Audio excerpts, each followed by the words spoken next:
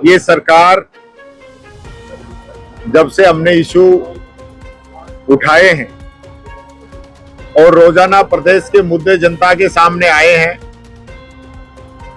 उससे सरकार घबरा गई है और सदन के अंदर चर्चा से बचना चाहती है।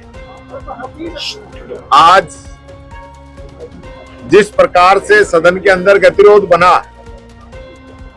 यानी कानून व्यवस्था, चोरियों पे क्वेश्चन लगा, उस चोरी के क्वेश्चन का जवाब तक मुझे नहीं पूछने दिया गया और सिर्फ गोलमाल करने का काम किया।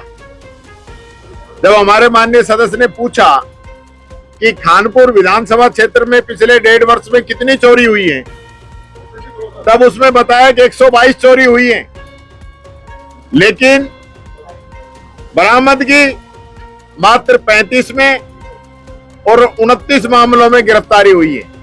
तो ये इस सरकार का जो रेशो है वो 30-35% के पास आ रहा है अपराधियों को पकड़ने का और बरामदगी का। मैं पूछना चाहता हूं इस सरकार से कि कल कौन से आंकड़े पेश करके गए थे आप? कल कौन से आंकड़े आपने पेश किए थे? और जब आज कानून व्यवस्था का कल हमने इतना बड़ा मुद्दा उठाया और आज उस पे क्वेश्चन मैंने पहला ही सप्लीमेंट्री इस पे पूछा, तो उसी का जवाब नहीं दिलवाया गया। सदन की मर्यादाओं के लोग तार तार कर रहे हैं, खुद सदन चलाना नहीं चाहते। कल आपने देखा होगा, चलते बिल के अंदर हमारे सदस्यों का अधिकार है थर्ड स्टेज पे बोलने का, लेकिन थर्ड स्टेज पे हमारा एक भी सदस्य नहीं बुलवाया और बिल पास करा के ले गए। तो लेकिन ये जो तरीका है ये गलत है। राजस्थान की विधानसभा पूरे देश के अंदर समृद्धशाली विधानसभा है। यहाँ पक्ष विपक्ष ने बड़े बड़े फैसले किए हैं। कोई बिल आता है उसमें कमियां भी होती है, कुछ अच्छाइयां भी होती है, उनका पता जनता को चलना चाहिए।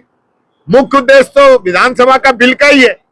और बिल पे कल सुभाष गर्ग जी कितना अच्छी उसके बारे में बता रहे थे, आपने उनको बोलने से रोक दिया। हमारे सदस्य बोलते 6, उनको बोलने से रोक दिया। ये तरीका इस सरकार का गलत है। हम सप्लीमेंट्री पूछते हैं तो उसको बोलने से रोक दिया जाता है। तो ये हमारी आवाज को बंद करना चाहते हैं। हमने पहले ही कहा था, माइक ये हमारा बंद कर रहे हैं, बोलने का मौका ये हमें नहीं दे रहे हैं। बोलते हैं तो उनका जवाब नहीं आता है।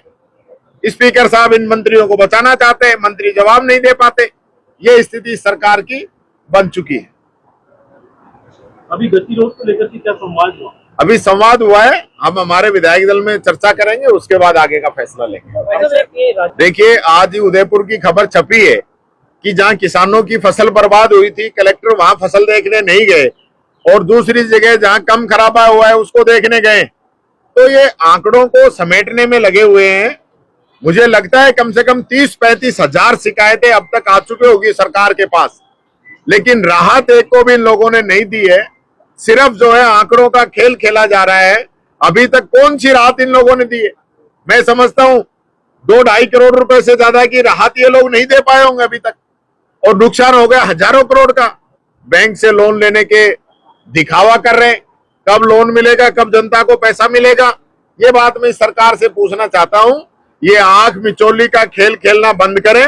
ये मीटिंग जो कर रहे हैं ना, इसको बंद करें और जनता के बीच में जो मंत्रियों ने और आपके सेक्रेटरियों ने रिपोर्ट दी है उसका बजट जारी करें ताकि जनता को कुछ राहत मिले। ऐसे दिखावा करने से कुछ नहीं होगा।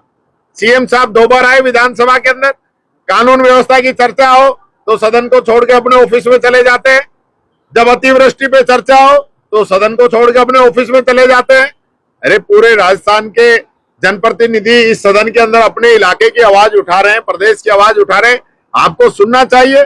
जनता में कहने के लिए तो मुख्यमंत्री जी विधानसभा में, और वहां जाके देखो तो विधानसभा का जो चैम्बर है उसमें बैठे मिलेंगे, सदन के अंदर नहीं आते। तो ये जो तरीका है ये गलत है। मैं समझता हूं मुख्यमंत्री